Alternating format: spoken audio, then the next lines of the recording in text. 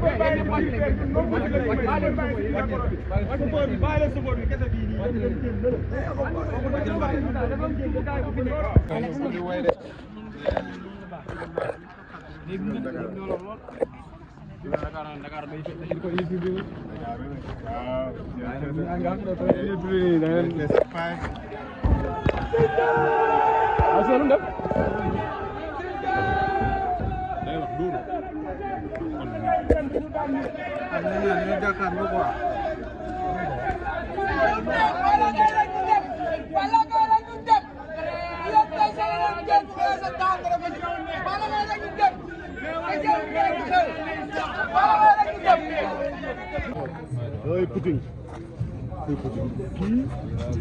Njombe misili bër benn baax rek la rek man lépp jàmm sant bu baax féti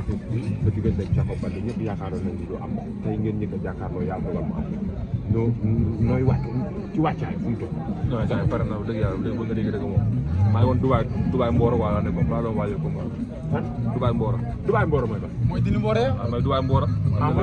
ñu sama famille yëpp ñu ne foofu ñëpp ok amoon occasion pour nuyu leen quoi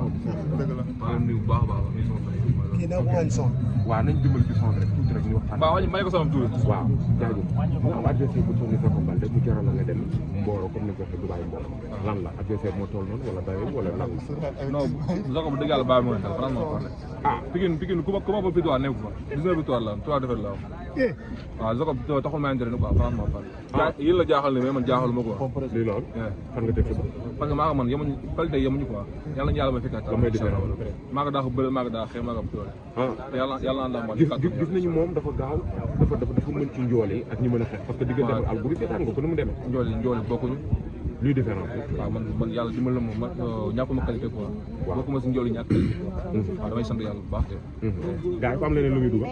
nee na la nga bëgg xeex da ngay xeex nga bañ xeex da ngay xeex mu ngi dépendre si moom rek moo buñ toll nii nekk na moom mbër moo xam ne dañ may gagné si bataille politique quoi waaw moom lu mu bëgg rek essence man pare naa pour deux côté quoi pour bëre pour xeex lu mu bëgg rek incha allah amul keneen kontaan nañ waaw di woo woo naa sama pare le 11 la incha allah le 11 waa ngeen si woo yooyu ñëpp mooy le 11 juillet quoi le 11 juillet vendredi laa ko def pour yëpp ñëw ngeen am opportunité pour ñëw quoi xam la waaw su stade Yoff yi bon pare bu mag la ñu ngi si woo ñëpp nag waa gars yi